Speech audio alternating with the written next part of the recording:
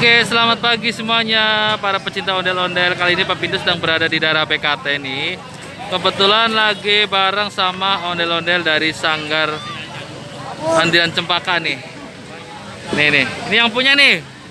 Yang punya sanggar nih. Kabur.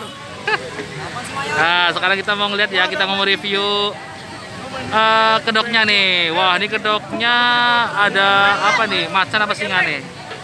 Tuh, rambutnya putih merah ya, merah putih, bagus banget. Mukanya, wah serem. Bajunya warna ungu nih. Ya, selempangnya juga ungu, bajunya ungu, sama roknya juga warna ungu. Untuk yang ceweknya juga, wih cantik banget ini. Asli nih, ini kedoknya cakep banget nih. Nih bulu matanya lebat, alisnya tuh udah ada bunga. Apa ya itu ya? Bunga apa teman-teman? Ada yang tahu nggak?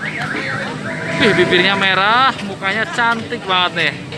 Tuh, ondel-ondel Andian Cempaka. Nah, sekarang kita lihat bajunya warnanya ungu. Cakep banget, selendangnya juga ungu. Roknya juga ungu tuh, teman-teman. Ya.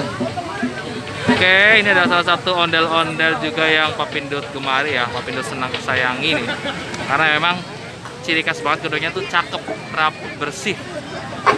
Begitu juga untuk yang cowoknya. Oke, teman-teman semuanya.